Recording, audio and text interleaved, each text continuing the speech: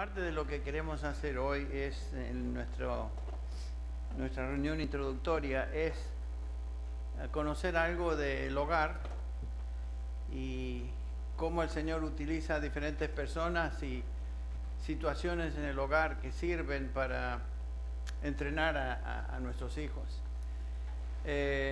No simplemente quiero presentarme como un modelo particular, pero pensamos que sería interesante que ustedes puedan conocer a mí en una forma distinta a lo que me conocen y saber algunos detalles de mi trasfondo, mi hogar, mi familia desde pequeñito y antes, para que vean cómo el Señor de una manera soberana hiló los detalles y finalmente nos trajo a Bárbara y a mí juntos como matrimonio y en este día hoy aquí.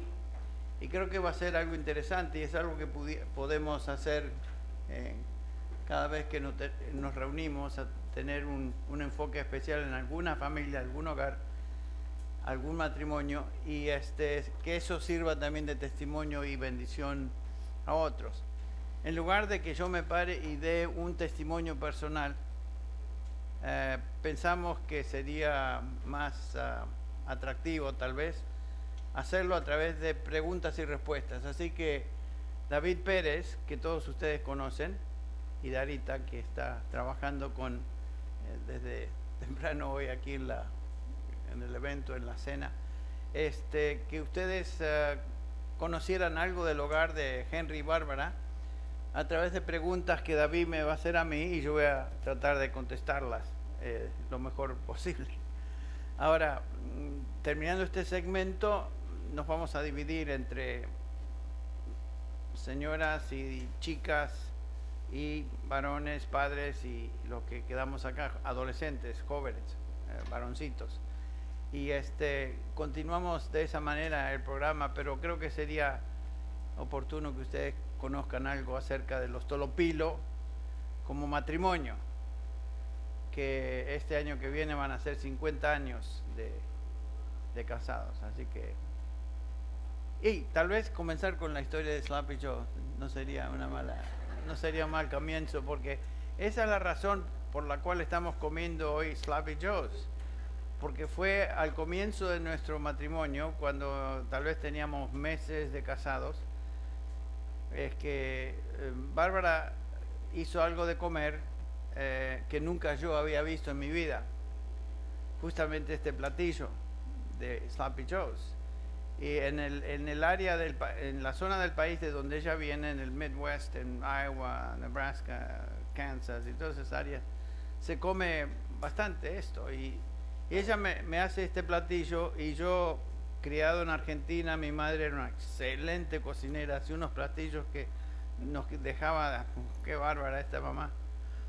Y de repente Bárbara, jovencita, pobre, recién casada, con este joven también que era medio mencito.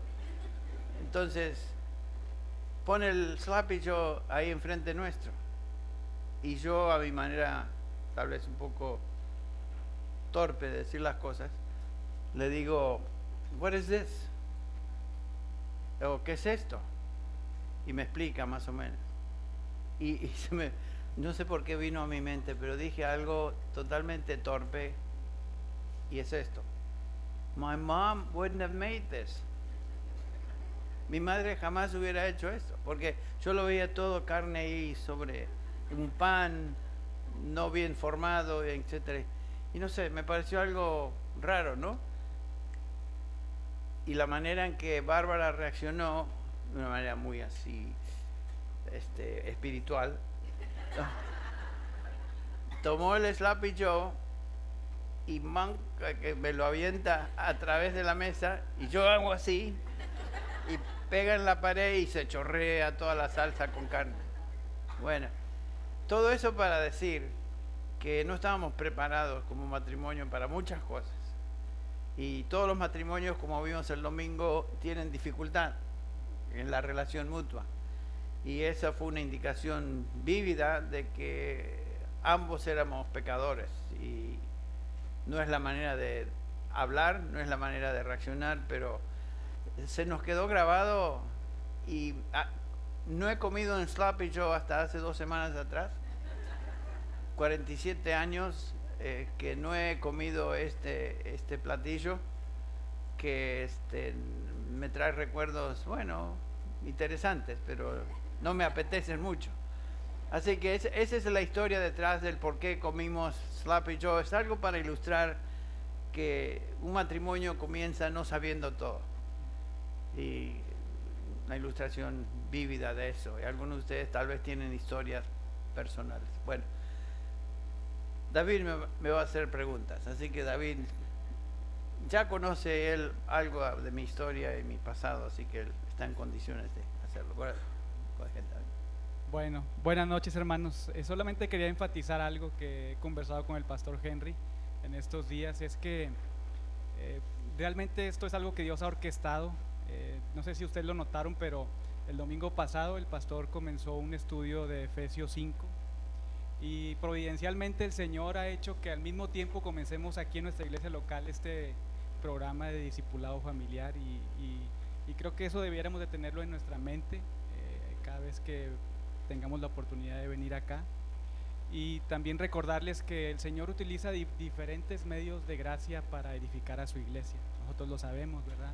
La oración, la palabra, pero también utiliza a personas. Y es por eso que tenemos aquí a nuestro querido pastor, para que pueda platicarnos un poco de su vida, de su trasfondo familiar, de su vida espiritual, su vida familiar, y que eso pueda servir de ánimo para nosotros que comenzamos o que ya tenemos algunos años de recorrido con nuestros hijos, con nuestras familias, nuestras esposas, y que pueda servir de testimonio para cada uno de nosotros.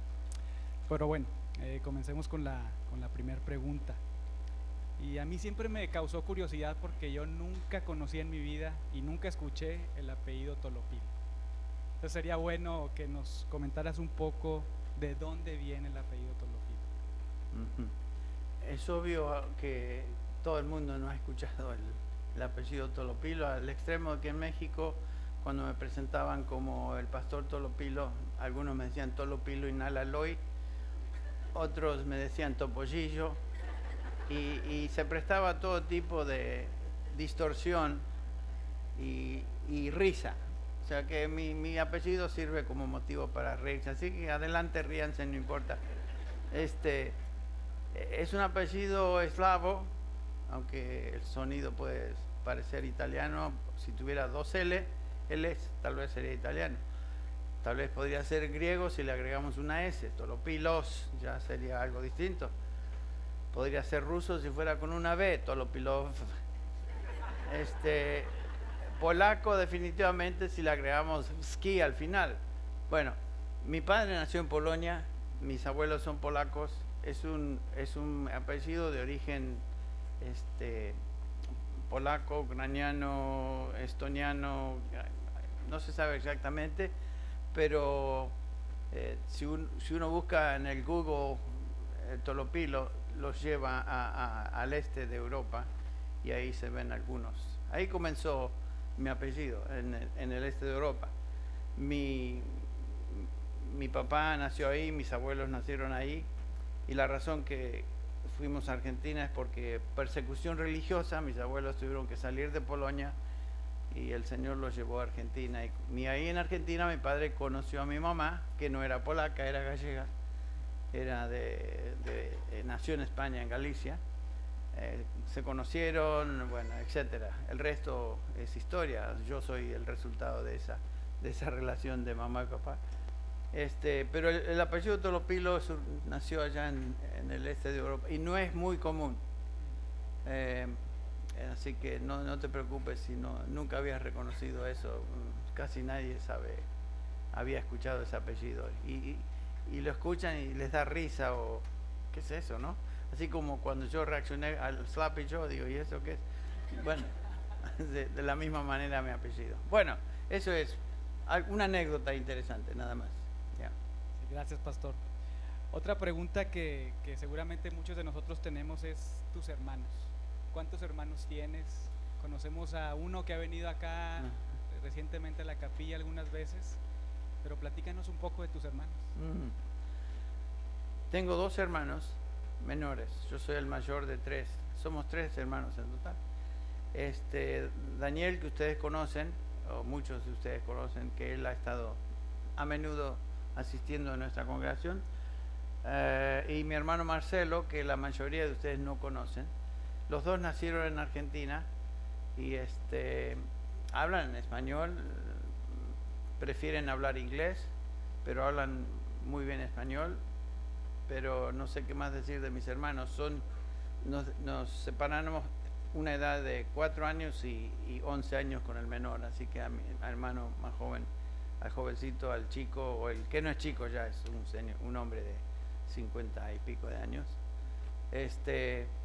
Crecieron en un hogar donde fuimos criados en el temor del Señor, dentro de un hogar donde mi padre fue pastor, siempre pastor. Mi padre estableció varias iglesias. Tal vez tú tienes preguntas que tienen que ver con eso, pero me crié en un hogar donde mi padre era pastor y mi madre era esposa de pastor, y toda mi vida estuve expuesto a lo que es una iglesia y que es el Evangelio, y fue en ese contexto donde primero escuché acerca del Señor, y gracias a ese trasfondo llegué a los pies del Señor, tal vez voy a decir algo dependiendo de las preguntas que sigan. Muy bien, entonces, ¿tú eres el mayor? El mayor, desafortunadamente. Me gustaría ser el más joven, pero no. Después sigue Daniel, Dani y luego Marcelo. Exacto. Muy bien. ¿Tus abuelos son de Polonia? Sí, mis abuelos paternos ambos nacieron en Polonia. Okay. Su idioma nativo de casa era el polaco y ruso. Hablaban los 2. Se peleaban más en ruso que en polaco, pero hablaban los 2 idiomas. Y la razón es porque el ruso y el polaco es como decir portugués y español, o italiano y español, son muy similares. Yeah. Ahora que decías de tu papá, pastor, que fue pastor. Sí. Me comentabas hace unos días que tenías la particularidad de que Dios usaba a tu papá plantando iglesias en diferentes lugares. Platícanos un poco de la experiencia que vivieron como familia al estar en distintos lugares. Sí. Tal vez decir esto como antecedente. Mi abuelo era predicador también, mi abuelo paterno, Todopilo, Antonio. Antón se llamaba, y él desde que se convirtió al Evangelio en Polonia comenzó a predicar y predicar y predicar, y eso sirvió como influencia a mi padre, que también el Señor lo llamó a ser pastor y predicar, y yo soy tal vez la tercera persona en la generación de predicadores. Mi hermano también es predicador, el Marcelo, pero creo que viene de un trasfondo de ese tipo, donde mis abuelos eran bautistas de denominación, creyentes, cristianos, pero en Polonia. Bueno, mi padre, como dije, vino de Polonia desde chiquito, a los 7 años, se crió en Argentina. A una edad joven, creo que a los 18, 19 años, el Señor lo llamó al ministerio. Y pensó mi papá que tenía que ir al seminario, lo cual hizo. Fue al Seminario Bautista de Buenos Aires, ahí sacó su diploma de teología, y después el Señor lo llevó con mi mamá a plantar una iglesia. Primera iglesia que plantó fue en Antofagasta, Chile.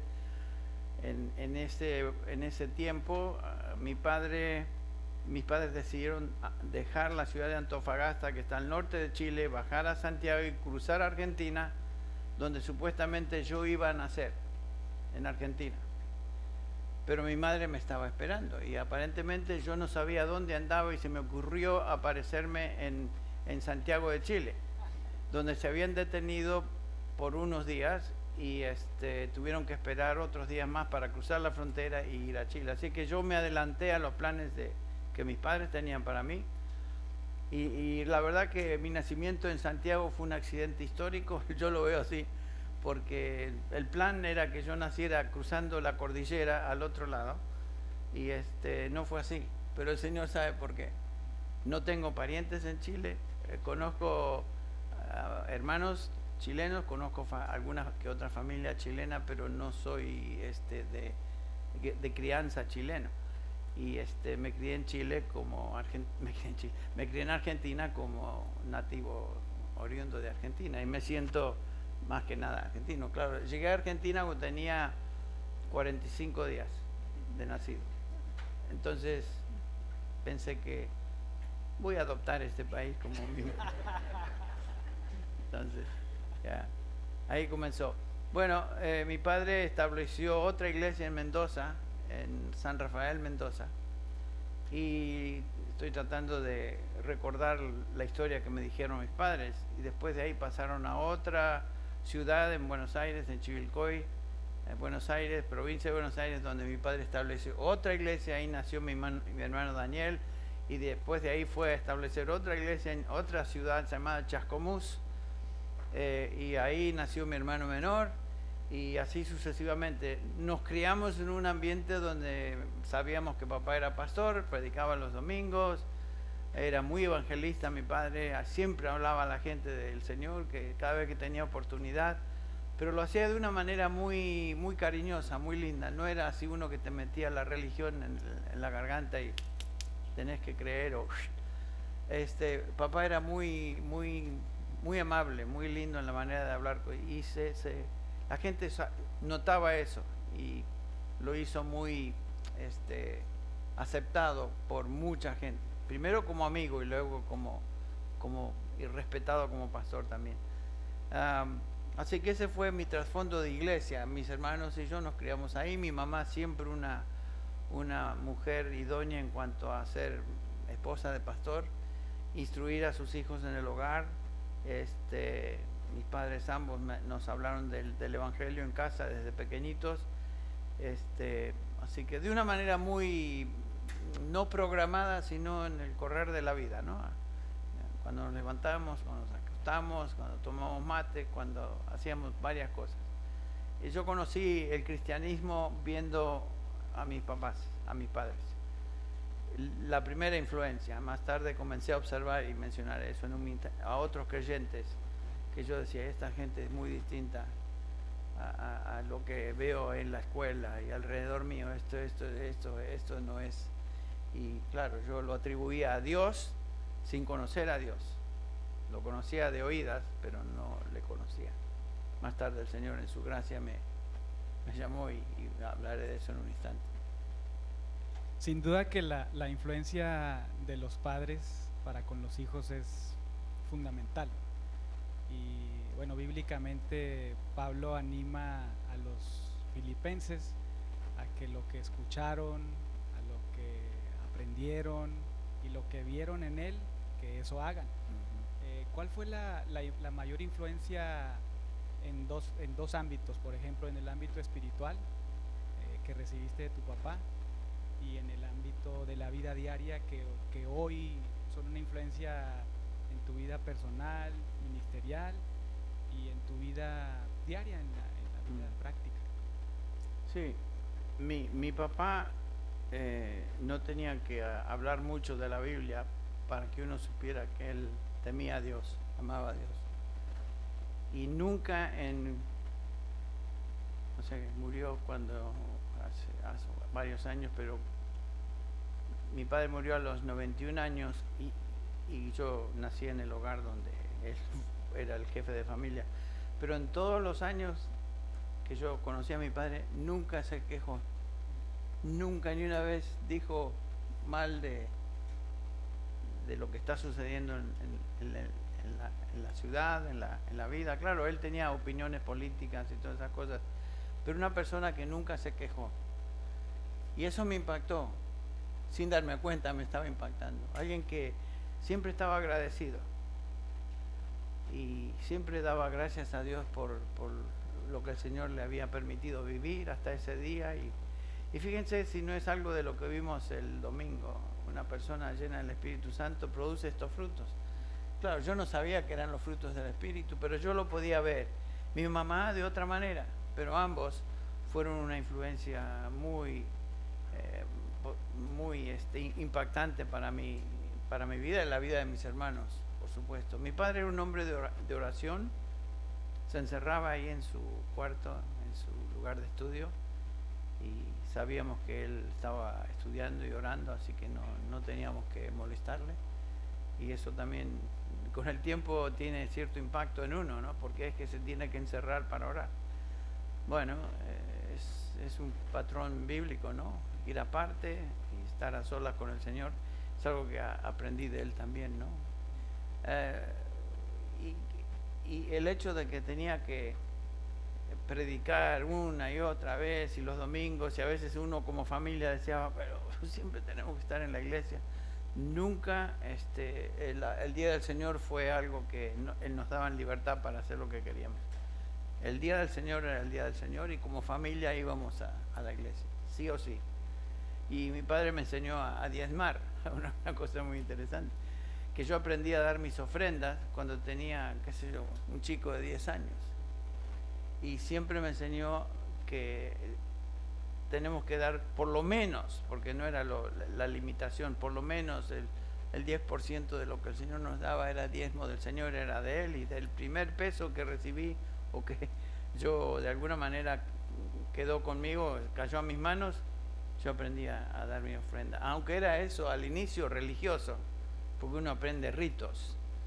Después se convirtió en un paso de obediencia y adoración al Señor hasta el día de hoy. Eso es, ¿no?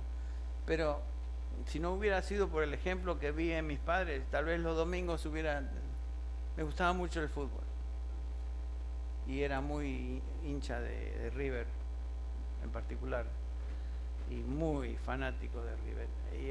Y cuando ganaba River, yo feliz de la vida. Cuando perdía River, le ponía la foto del cuadro así de cabeza, y estaba de mal humor, y tuve que aprender que eso no es del Señor, definitivamente no es del Señor. Me pregunto cómo irán los Dodgers esta noche. No me digan.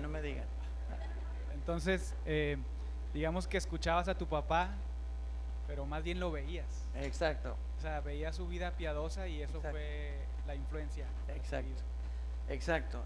Y sus amigos, sus amistades, que eran otros siervos de Dios. Y cuento lo que pasó con este hermano pastor que vino de... Esta historia es la más impactante de mi vida. Cada año en la iglesia donde mi padre pastoreaba teníamos una conferencia evangelística o una conferencia bíblica que invitábamos a la gente de la ciudad. Bueno, en esta ocasión el pastor Jorge Orlenco vino a nuestra iglesia, invitado por mi padre, para tener una conferencia evangelística. En este caso era evangelística. Y el pastor Orlenco llegó a los pies de Cristo de una manera impresionante. Y él vino a predicar todos los días por una semana. Y me acuerdo que en una de las noches, y esto es muy importante porque esto es lo que realmente siento me llevó al Señor, escuché este testimonio de él.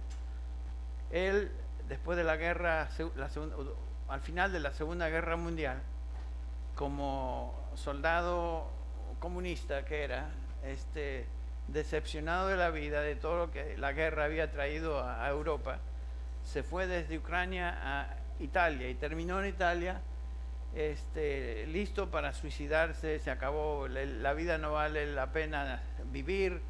Era ateo, era una persona que no sabía nada de Dios, y sin embargo, uno de los días, estoy recopilando lo que recuerdo, un cristiano italiano le habló a Orlenco del Evangelio y le dijo acerca de Cristo y el camino a la salvación. Este comunista ateo no sabía nada de eso, pero le escuchó. Esa misma noche nos dijo, yo iba a suicidarme. Ya tenía la pistola lista en mi cuarto para dispararme. Tomó la pistola, se la puso sobre la sien y se detuvo.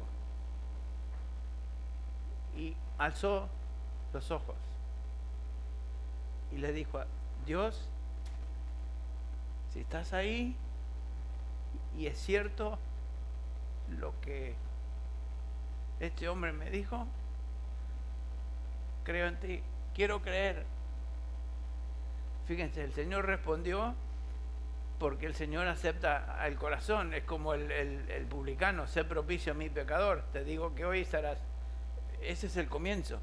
Se arrepintió, trajo el rostro al Señor, elevó su rostro, expresó su necesidad, su pecado, y el Señor le salvó. Esa historia se me quedó aquí. Esa misma noche, digo, yo no me acuerdo nada de lo que predicó Orlenco durante esos días, pero me acuerdo absolutamente su vida, su testimonio, el testimonio de mi padre acerca de él y su vida piadosa, y el ejemplo de cómo él llegó al Señor. Y yo estaba en esos días inquieto, buscando al Señor. Fue durante la época de la crisis balística ahí en Cuba, cuando ustedes recuerdan, la Unión Soviética había amenazado traer cohetes, instalarlos en Cuba, y era una amenaza tremenda a la seguridad nacional de los Estados Unidos. El presidente era Kennedy, se puso firme Kennedy, no dejó pasar eso, pero estuvimos así de entrar en una guerra nuclear. En esa época yo estaba consciente de eso, tenía casi 15 años. Y fue justamente en esa época que este hombre Orlenco viene, predica y tiene ese testimonio en casa. Se fue, pero el punto es que uno de esos días, tal vez la misma noche o la siguiente noche, yo fui al Señor y digo: Señor, yo tengo miedo. Si se arma una trifulca nuclear, que yo había visto películas documentales ya de eso, aquí nos morimos, aquí se acabó todo, y yo no quiero ir al infierno, pero estoy seguro que no te conozco. Entonces fui al Señor de una manera muy simple, así como Orlenco lo demostró en su oración, y digo: Señor, yo conozco de ti, conozco la Biblia, sálvame. Y el Señor lo hizo. Distintivamente, categóricamente, fue esa noche en 1963 que el Señor me salvó también. Y desde ese día reconocí que mi vida no era mía, sino que era de Él, y que tenía que seguirle, y tenía que ser obediente, y tenía que ser testigo del Evangelio a otros. Y mis compañeros de clase y amigos notaron cambios. Chicos en la iglesia que me conocían, yo era un sabandija, no sé si entienden el término, pero un sabandija es un mal portado. Era hijo de pastor, pero los chicos de la iglesia me conocían: vos eras hijo de pastor, pero tu vida no es una de hijo de pastor. Claro, yo escondía eso de mis padres, y yo era muy grosero, las chicas me conocían: cuidado, ahí viene Henry. No me decían Henry, mi nombre es Malchik en Argentina, que en ruso y en polaco quiere decir chico, muchacho, muchachito. Y ese fue mi nombre siempre. Nadie me llamó Henry, ni Enrique, ni Carlos, nada. Todo el mundo me llamaba Malchik. Ese es mi nombre, para que lo sepan. Y yo respondo a ese nombre como: ese lo reconozco bien. Malchik. Malchik Tolopilo. Y bueno, desde esa época, de esos días, los chicos de la iglesia reconocieron: como que cambió. Y me acuerdo que tenían una reacción, especialmente las chicas, tenían una reacción así como, ¿se acuerdan cuando Saulo de Tarso se convierte? Los cristianos no querían creer que que iba a ser cristiano Bueno, las chicas y chicos de la iglesia me dicen: a ver si será, siento que ahora de repente es muy santito. Y francamente les digo, es que el cambio uno no tiene que forzarlo, el cambio es del Señor, y es distinto. Yo le pedí perdón a todo aquel que había ofendido, jóvenes, chicas, y con el tiempo reconocieron que el cambio era cierto, era genuino. Bueno, estoy hablando demasiado de ese punto, pero pensé que era importante para muchos de los que escuchan que el cambio de vida espiritual es algo cierto y es algo definitivo, Y es algo que sucede y es algo que se manifiesta en la vida de una persona que el Señor salva. O sea, la religión cristiana no es simplemente profesar fe o decir que soy cristiano, sino que se demuestra por una vida, como hablamos el domingo, que es correspondiente con esa profesión. Y bueno, y eso lo pude observar en mi propia vida y en la vida de otras personas que crecieron conmigo en el Evangelio. Así que no, desde ese día de mi vida, ¿para qué voy a vivir si no es para servir al Señor? Entonces, ya no tenía ninguna idea particular. Tal vez iba a ser médico yo, era mi intención original ser médico, y me estaba preparando para ir a la universidad y comenzar la carrera de medicina, pero el Señor nos trajo aquí a Estados Unidos, a mis padres y a nosotros, y se cambió todo eso. Pero ahí comenzó mi vida con el Señor. Es de Se mucho me fue el ánimo. resto de... No, sí, de es de la mucho pregunta. ánimo lo que dices, porque como papás, o sea, seguramente pues fuiste expuesto muchísimas veces al Evangelio, Sí, tanto en la iglesia con tu padre predicando ahí, como quizá ahí en la familia. sí, Pero también qué importante es que aún en la mesa, como decías tú, o sea, ese momento fue el que finalmente Dios utilizó Usó. para guiarte a salvación. amén. Y muchas veces nosotros como padres tenemos en poco algunas conversaciones Sí, en la mesa, en la sala, pero Dios puede usar cualquier cosa y es de mucho Sí. ánimo saber eso. y mi hijo Stevie, que ustedes conocen, se convirtió en una charla, juntos, charlando, conversando, haciendo preguntas. Y yo sabía, yo sé que el Señor es el que salva. Yo no puedo salvar a nadie. Usted no puede salvar a nadie. Ni al ser más querido usted no lo puede salvar. Dios lo tiene que hacer. Pero utiliza medios, instrumentos. Y un instrumento clave es el testimonio de los padres dentro del hogar. Eso es clave. Yeah. Otra cosa que creo que a todos nos gustaría saber es cómo te llamó el Señor al ministerio. ¿Cómo fue? Platícanos un poco de eso. Ya. Bueno, para empezar, no escuché una voz del cielo como el Señor le llamó a Samuel, y él respondió finalmente. No fue así, fue un sentido de que un peso en el corazón de que yo tenía que servir al Señor como pastor, como misionero. Es lo que, ese peso, ese sentir, y no se salía, no podía deshacerme de él, no podía quitarlo, me consumía el peso ese. El Señor me está llamando, pero yo no escuchaba voces, pero yo sabía que el Señor había puesto un peso en el corazón. Bueno, yo creo que ahí comenzó la cosa, como dice Timoteo, 1 Timoteo 3, si alguno desea obispado, comenzó ese deseo de querer ser pastor, servir en la iglesia local, enseñar. Si alguno desea obispado, buena cosa desea, dice Pablo a Timoteo. Pero hay un aval de virtudes que ahí Pablo menciona, que deben corresponder al llamado. O sea, no es un sentido emocional nada más, sino que la iglesia, una vez que uno comienza a ejercer sus dones, como el mío, que era, yo pensé que, bueno, voy a empezar a enseñar, porque es lo que hacía mi padre. Yo voy a empezar a enseñar también, con lo poco que sé. Y los hermanos de la iglesia mayores comenzaron a decirme algunos, oye, Malchik o Henry, no, pues ya en Estados Unidos me empezaron a llamar Henry, me desfiguraron el Malchik, me pusieron Henry. Mira, Henry, creo que el Señor está llamando. Caray, uno tiene ese peso y otros te dicen, el Señor te está llamando. Uno comienza a atar los cabos, comienza a leer la Escritura y te das cuenta, yo creo que sí, el Señor está llamando a servirle.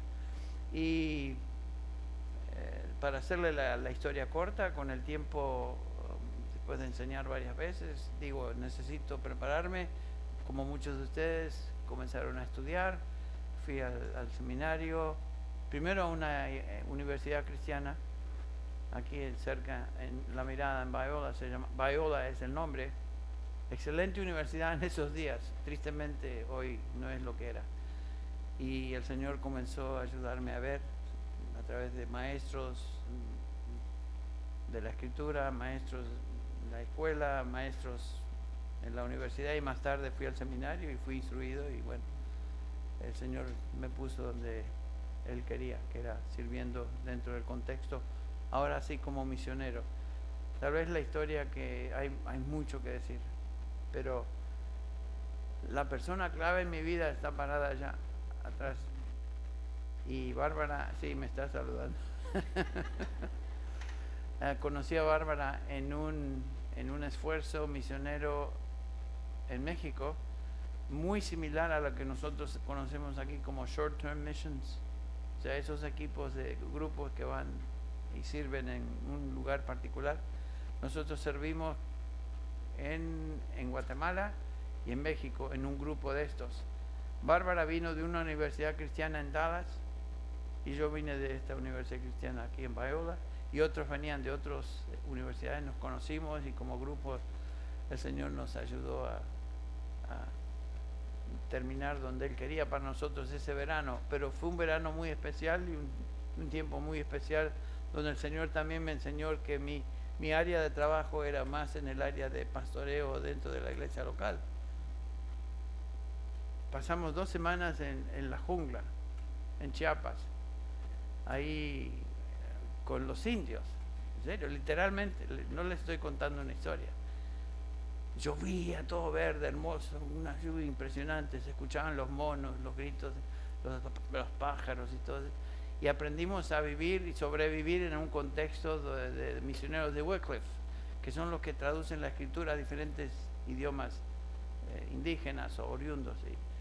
Y ahí aprendimos cosas con Bárbara y otros chicos que venían en ese viaje. Pero me di cuenta después de 2 semanas en la jungla que aunque lo disfruté, el Señor no me estaba llamando a servir como misionero traductor de la Biblia en un lugar nativo allá en África o donde sea. Yo me di cuenta, no, yo soy mucho más urbano que eso, y decidí que no era el lugar. Aunque pudiera haber terminado, fui con ese sentido: Señor, si tú quieres que yo te sirva en África, en donde sea, yo voy a servir, pero me di cuenta que no, este no es para mí. Y no está mal eso, porque el Señor te ayuda a discernir en qué te quiere y cuándo te quiere y cómo. Bueno, una anécdota interesante de nuestro trasfondo juntos. Pero Bárbara sirvió conmigo en ese grupo. No nos habíamos casado todavía, éramos un grupo de jóvenes. Y bueno, para hacer la historia corta, en ese viaje que nos conocimos, me llamó mucho la atención Bárbara. Ella era una pelirroja muy interesante, muy linda, y era un pelo, tenía tan llamativo, que es lo primero que me llamó la atención, pero era muy linda, muy cariñosa, y me llamó la atención, y digo, esta mujer no estaría mal como esposa. Y creo que ella pensó lo mismo, algo así. Y para hacerle la historia corta, porque ahí podemos pasar toda la noche hablando de Bárbara y todas las cosas, además del sloppy show, decidimos en nuestra juventud, tal vez un poco sin saber mucho, inconsciente a veces, yo le propuse matrimonio: casémonos. Ok. Casémonos, pues ni modo. Y sus padres estaban de acuerdo. Se me hizo un poco loco, qué rápido los padres accedieron porque yo era un joven de 25 años, ella tenía 20 años, era una niña.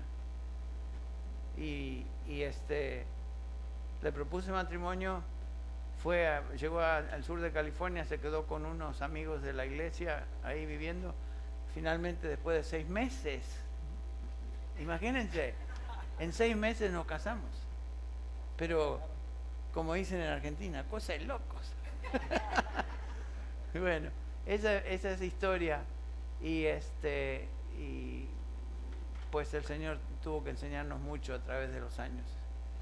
Pero gracias a Dios, como ustedes, no somos lo que éramos, ni somos lo que seremos, pero estamos en proceso de ser transformados.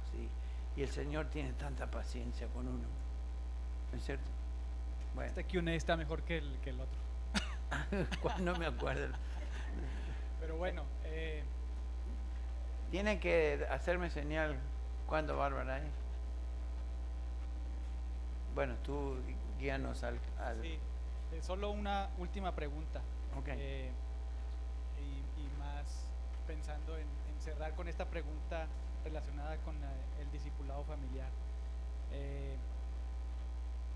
¿Cómo haces de manera práctica para, además de cómo lo hiciste y cómo lo haces de manera práctica, además de compartirle la palabra a tus hijos? Sí. Pero de otra forma, de manera práctica, ¿cómo los instruiste en el camino del Señor? Básicamente, teniendo el ejemplo de mi hogar, de mis padres, y habiendo leído algunas cosas también al respecto, me di cuenta que el testimonio y el ejemplo que Deuteronomio 6 nos da de cómo los padres judíos entrenaban a sus hijos antes de entrar a la tierra de Canaán, el Señor les mandó a que hablaran en el camino, cuando se acostaban, cuando se levantaban, y con la palabra, con su testimonio, con sus vidas. Esa era la manera de entrenar a sus hijos. Y el lugar más específico, importante en la vida de un jovencito, una niña, un chico, un joven, una jovencita, es el hogar, donde va a ser instruido a través de sus padres. Ese es el lugar que Dios ha establecido como el centro evangelístico más importante. La iglesia simplemente afirma lo que el hogar cristiano debe hacer. Y por eso estamos aquí. Ese título, discipulado familiar, no es simplemente algo jalado de los pelos. El discipulado en términos de evangelismo de nuestros hijos comienza y es clave en el hogar. Y yo no tenía un método particular, pero ninguno de los dos. Leíamos libros cuando los chicos iban a la cama, el progreso del peregrino, creo que lo leí varias veces para chicos. Otros libros que teníamos accesibles, leímos desde que ellos eran chiquitos, y con el tiempo me di cuenta que mi hijo en particular salíamos a caminar bastante desde chiquitito, o pasábamos tiempo juntos, y yo escuchaba lo que él preguntaba y digo, en base a lo que escucho le voy a responder y les voy a hacer preguntas. Y bueno, ahí comenzó una relación entre padre e hijo, con mi hijo particular, Bárbara más con Mónica, pero algo muy estrecho que creo que sirvió como base para el momento que el Señor le llamó a salvación, que fue a los 12 años de edad en Miami. En Miami, esa es otra historia, cómo llegamos a Miami y cómo de Miami pasamos aquí. El Señor nos trajo a través de varias curvas, pero algo muy interesante, cómo el Señor en su providencia nos trajo a este lugar. Pero algo que iba a decir importante es que no es tanto el método ni la manera específica de cómo enseñar, sino siendo en vida lo que uno quiere que ellos sean. O sea, si fuera por nuestro entrenamiento como pareja antes,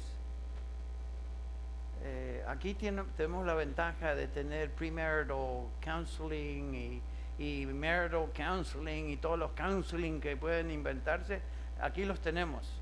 No es por falta de counseling, es por falta de aplicación del counseling que a veces los problemas se dan. Nosotros tuvimos, ¿saben cuántos premarital counseling tuvimos? 30 minutos por el pastor que nos casó. 30 minutitos. No me acuerdo nada de lo que dijo.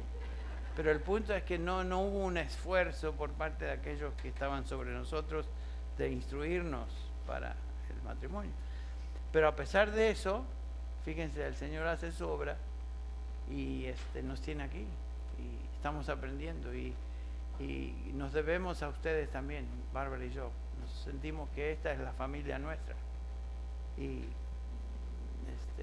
el hierro que se forja con otros hierros y creemos que en el hogar ese es el medio particular de cómo servir como instrumentos para el evangelismo de nuestros chicos. Pero esa es la manera en que mis padres me criaron, es la manera en que yo traté de criar a nuestros hijos y aprendí muchísimo en el contexto de Grace Church. Para mí esta iglesia es una fuente de recursos que no tiene comparación con ningún lado donde yo he estado. Así que es una bendición que si ustedes no se dan cuenta, tienen que darse cuenta. Es una bendición sumamente importante en la vida de ustedes también para entrenar a sus familias, a sus hogares. Bueno, no, algunos hermanos están ya como que llegó el momento de... Pero reconozco que fue un largo día para todos, pero creo que las damas van a separarse por un ratito, Bárbara, o están debatiendo si lo hacen o no.